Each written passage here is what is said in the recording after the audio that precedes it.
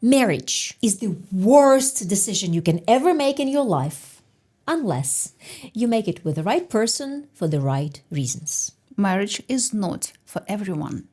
And we, as professional matchmakers, dare to tell you that.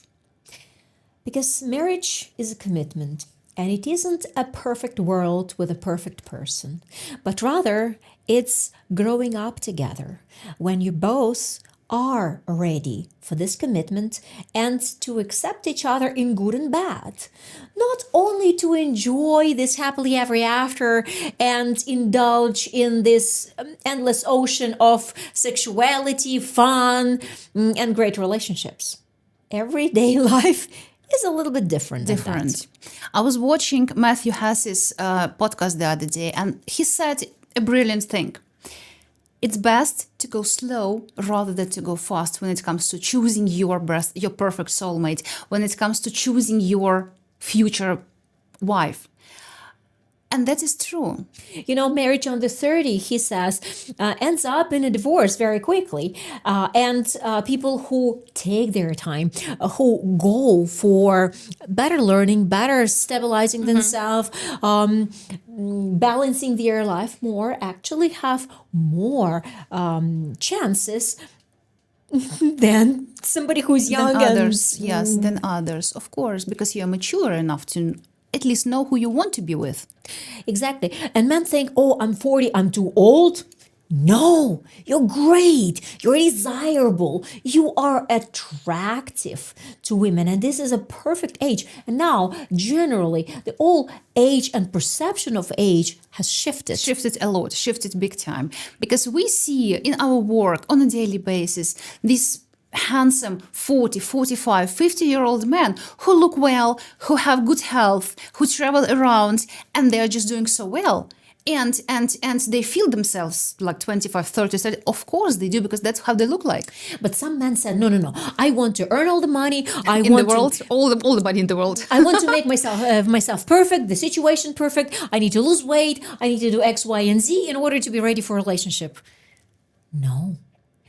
You can start right away, and you can start communicating to women and be ready to find such an imperfect human being as you are, because nobody's perfect, even me not.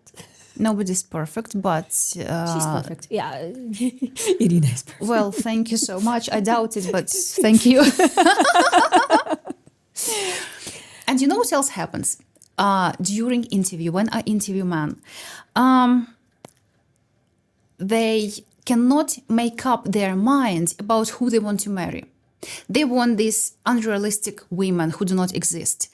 And it's like, do not let your ego choose who to marry. I always tell men, open your heart. Think with your heart.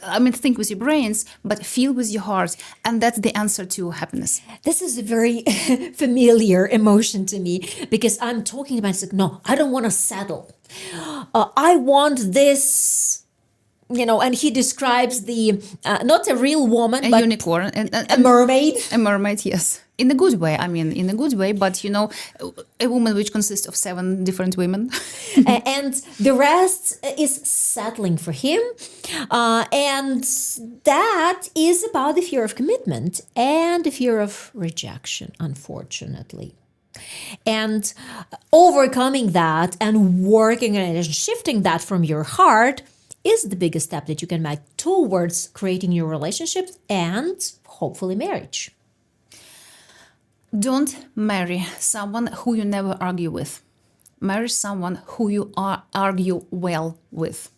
We even have a list of tips how to argue well. We give it to our couples who have met personally, who have developed this bonding, and then suddenly the door opens up and they see reality. The pink glasses, throw it away. Yes.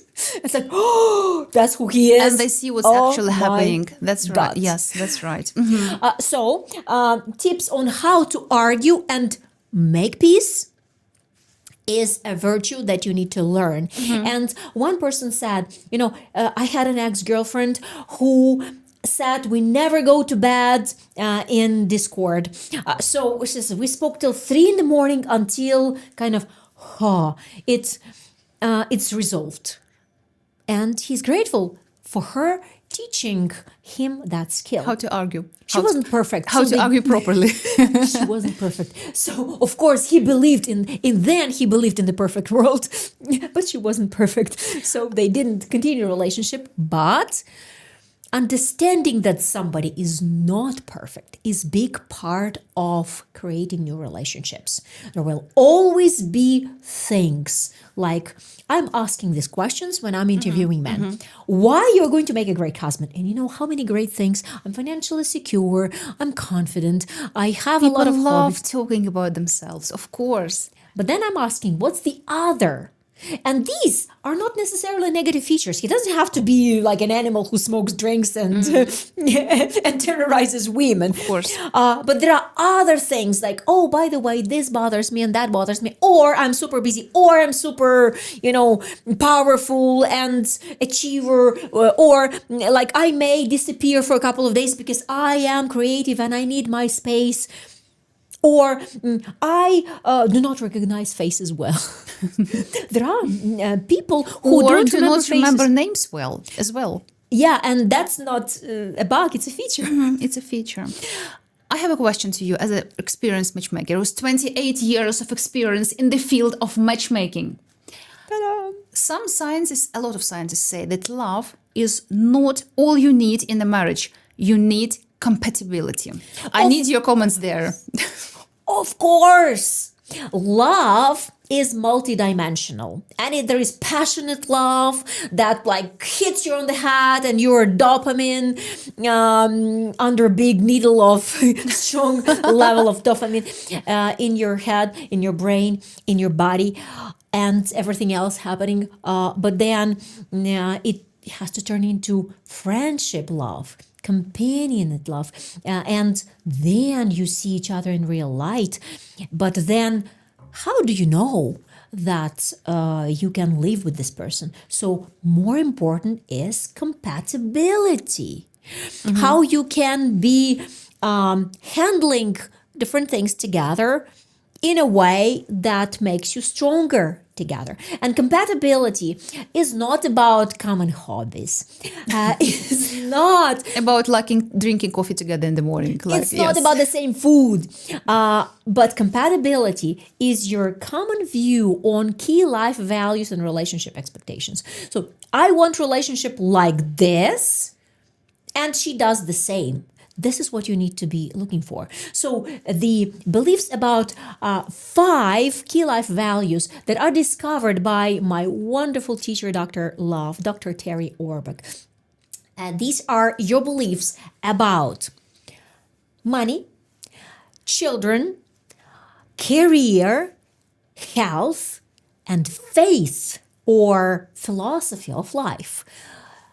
If you view it the same way, if you may slightly differ, and if you accept that other person's view, that predetermines your compatibility. And also your feeling that you can actually handle this person, understanding that she's perfectly imperfect. I like all this about her, and I am accepting that because this is the way it should be. There has to be a number of things we sort of hate about each other in order to be happy in relationship. Because if we don't have this certain emotions that makes us hate each other, we will find them. We will create them. We will somehow we'll make it happen, and you're not going to like it. So. Ideally, you look for somebody that you're attracted to, that becomes your friend. Your best friend, your best companion, your best travel partner, yes. Somebody that you want to do good things to them as a good human being, and you have the desire, the sexuality between you. And there is one thing as well. Let's say you have found somebody who is your best friend, your best lover, your best companion. You got married and it didn't work out. And still, it's not the end of the world. It is not. It is not, because the decision who to marry is one of the most important decisions you can in your life. But the best thing is, it's not irreversible. Because new relationships are started. We are living in the world of serious monogamy, serial monogamy. And it means that in the span of life, we can have at least 3 serious, long-term, meaningful relationships.